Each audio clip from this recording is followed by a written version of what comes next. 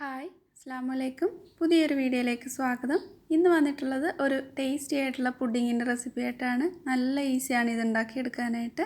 അപ്പോൾ വീഡിയോ ഫുള്ളായിട്ട് കാണുക. വീഡിയോ ഇഷ്ടമായിട്ടുണ്ടെങ്കിൽ ലൈക്ക് ചെയ്യുക. അതുപോലെ സബ്സ്ക്രൈബ് ചെയ്യാതെയാണ് കാണുന്നതെങ്കിൽ മറക്കാതെ തന്നെ ഒന്ന് സബ്സ്ക്രൈബ് ചെയ്തിട്ടുകൂടി സപ്പോർട്ട് ചെയ്യണേ.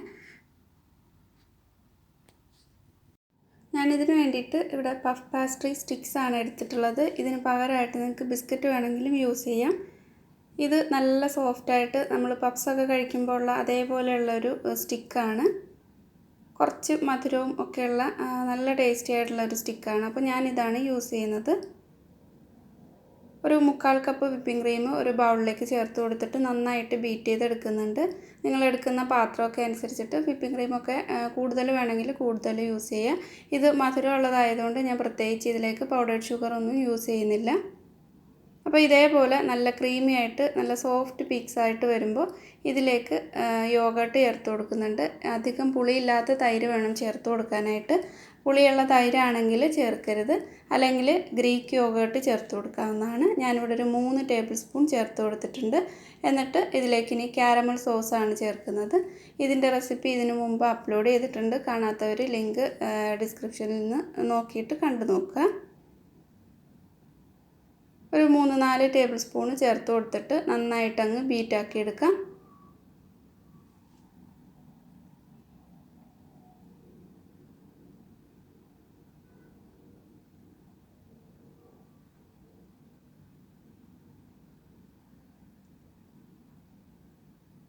ഒന്നെല്ലാം കൂടെ നന്നായിട്ട് മിക്സായി വന്നാൽ മാത്രം മതി. ഒരുപാട് നേരം ബീറ്റ് ചെയ്തെടുക്കേണ്ട ആവശ്യമില്ല.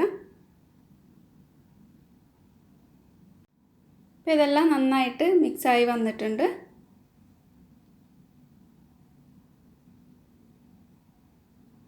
ഒരുപാട് സ്റ്റിഫായി പോകരുത്. ഇതുപോലെ നല്ല ക്രീമി ആയിട്ട് തന്നെ ഉണ്ടാവണം.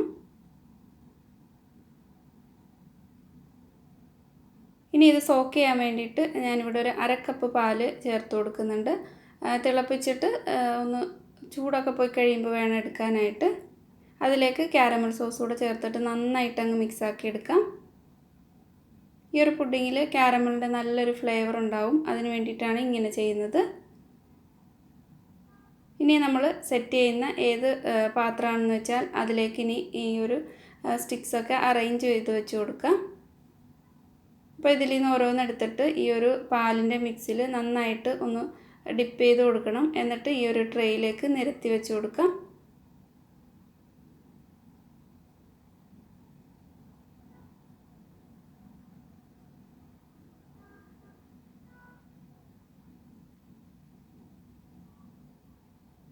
അതിൻ്റെ മുകളിലായിട്ട് ക്രീമിൽ നിന്ന് ഒരു പകുതി ചേർത്ത് കൊടുക്കുന്നുണ്ട്.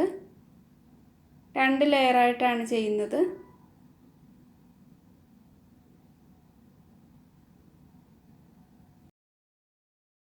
ഇനി നേരത്തെ ചെയ്ത പോലെ തന്നെ പാലിൽ സ്റ്റിക്സൊക്കെ ഒന്ന് മുക്കിയിട്ട് ഇതിൻ്റെ മുകളിലായിട്ട് വെച്ച് കൊടുക്കാം. അപ്പോൾ ബിസ്ക്കറ്റ് വെച്ച് ചെയ്യുകയാണെങ്കിലും ഇതേപോലെ തന്നെ ചെയ്താൽ മതി. അതിൻ്റെ മുകളിലായിട്ട് ബാക്കി വെച്ചിട്ടുള്ള ആ ക്രീം കൂടെ ഒന്ന് നന്നായിട്ട് ഒന്ന് നിരത്തി കൊടുക്കുന്നുണ്ട്.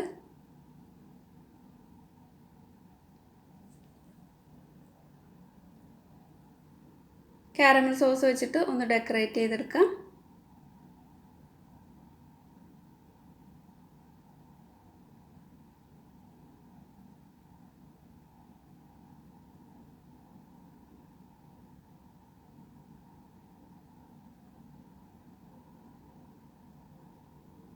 ഇനി ഇത് ഫ്രിഡ്ജിൽ വെച്ചിട്ട് ഒരു 1-2 മണിക്കൂർ നന്നായിട്ട് തണുപ്പിച്ചിട്ട് സെർവ് ചെയ്യാം.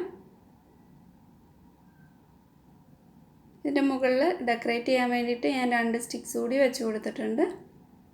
അപ്പോൾ ഇതുപോലെ കട്ട് ചെയ്തിട്ട് നമ്മൾ കേക്കൊക്കെ കഴിക്കുന്ന പോലെ തന്നെ കട്ട് ചെയ്തിട്ട് എടുക്കാൻ പറ്റും. നല്ല ടേസ്റ്റി ആയിട്ടുള്ള ഒരു പുഡിങ്ങാണ്. എന്തായാലും ട്രൈ ആക്കി നോക്കുക. വീഡിയോ ഇഷ്ടമായിട്ടുണ്ടെങ്കിൽ ഉറപ്പായിട്ടും ഒന്ന് ലൈക്ക് ചെയ്യാത്തവരൊക്കെ ലൈക്ക് ചെയ്തേക്കണേ. അതുപോലെ സബ്സ്ക്രൈബ് ചെയ്യാത്തവർ മറക്കാതെ തന്നെ സബ്സ്ക്രൈബ് ചെയ്യുക. നിങ്ങളുടെ ഫാമിലിക്ക് ഫ്രണ്ട്സിനൊക്കെ ഒന്ന് ഷെയർ ചെയ്ത് കൊടുക്കുന്ന ആരും മറന്നു പോരുതേ. അപ്പോൾ അടുത്ത നല്ലൊരു വീഡിയോ ആയിട്ട് വീണ്ടും കാണാം. താങ്ക്